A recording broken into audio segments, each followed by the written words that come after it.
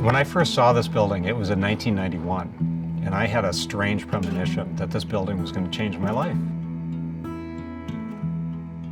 I'm Tom Schroeder. I'm the proprietor of Waldman. The building was really kind of an enigma. It obviously was not originally a house. The front of the building told a deeper story of a prior use, possibly a commercial use. I'm an amateur historian. I spent a lot of time at the Minnesota Historical Society and found that the original owner had pulled a saloon license in 1857.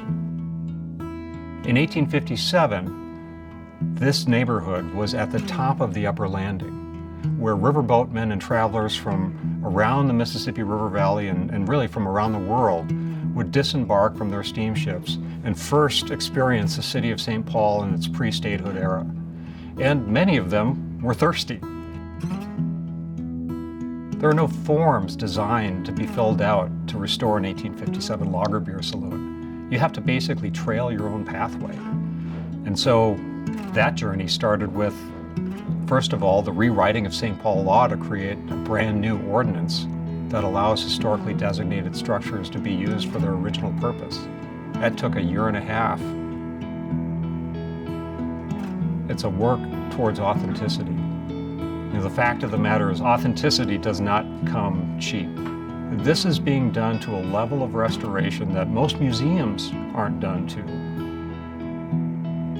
We're using a lot of white pine.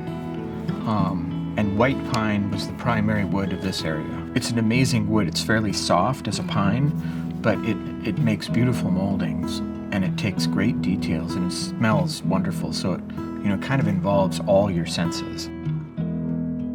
I have a large collection of period tools, some of which I've used on this, particularly the planes.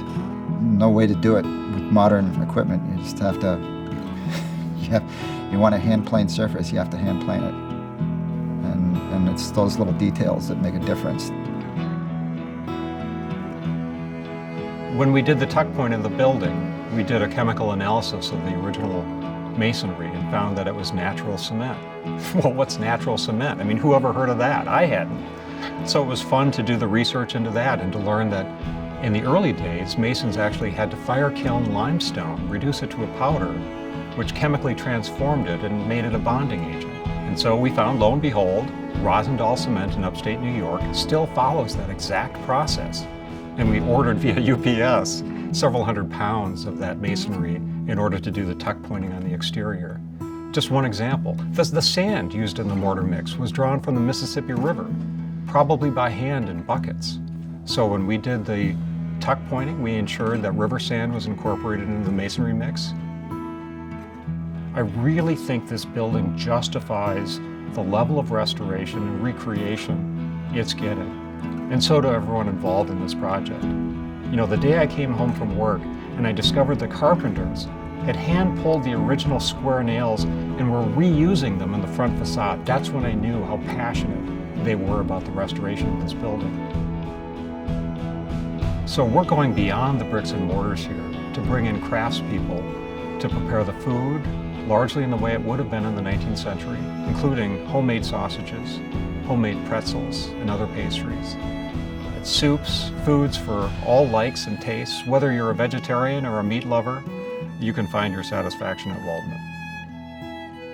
If you took a 19th century brewer and propelled him into the 21st century and made him brew, what would he produce? Do you try to re-engineer this historic flavor out of ingredients that were never intended to be that way? Or do you come back and say, let's try and create this thing as close as possible to what he would have wanted to create back then? So we have floor malted barley that's available to us from Germany.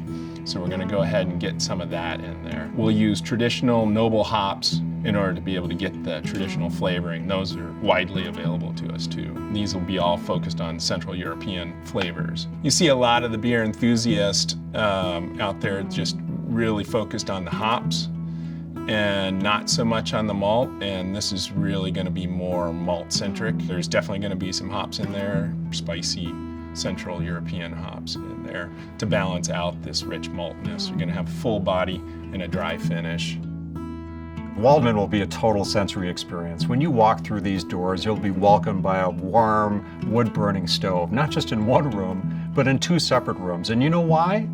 Because part of the restoration discovery was burn marks in the floor where the original potbelly stove sat. We know that's how people kept warm in Pioneer, Minnesota. But you'll be surrounded by tables and chairs, all of which will be from the 19th century. Totally comfortable. Whether you like antiques or not, you're going to love these furnishings. And the lighting. You won't know where the light's coming from at first. We've intentionally hidden the lighting, so the light you will notice will be traditional lamps, like this 19th century, mid-19th century whale oil lamp. You know, it's such a beautiful building, and there's a simplicity about it, the simple elegance of like the windows and the doors and the hand planing, but it's also extremely complicated. I just hope that people really understand that this is such a gem. They didn't have mechanical systems to compensate for heat and cold and light. They had to create the buildings to respond to that natural environment in a way that we don't have to today. The wood stove downstairs and the light through the antique window glass, the feeling is just different. You do feel it when you come in. You know, something like this couldn't be done with just Tom's efforts, despite how much he's put into it.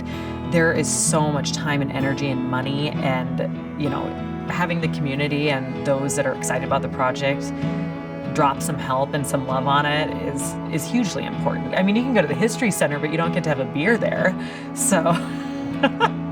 A neighborhood asset as not just a gathering space, but sort of a museum and a testament to the neighborhood's past. It is kind of like a living room with beer, you know? It's like inviting everybody in, everyone in the neighborhood can walk down. I think it's gonna be a pride point, not just for the neighborhood, but for the city of St. Paul.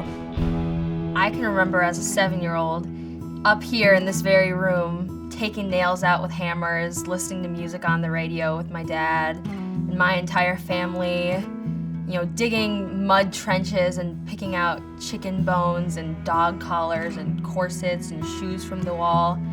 I feel heavily invested emotionally in this project just because of all the memories that our family has here, and I'm so excited for the fond memories that now we get to share with the entire community. Well, I envision Waldman as a gathering place for the entire community. People young and old, millennials, seniors, families, people with children, people with pets, as it was originally. German lager beer saloons were community watering holes. We need your help to make sure we don't compromise in any aspect of this project, that it's done in a way that Waldman would have been proud of, and that the community will be proud of itself.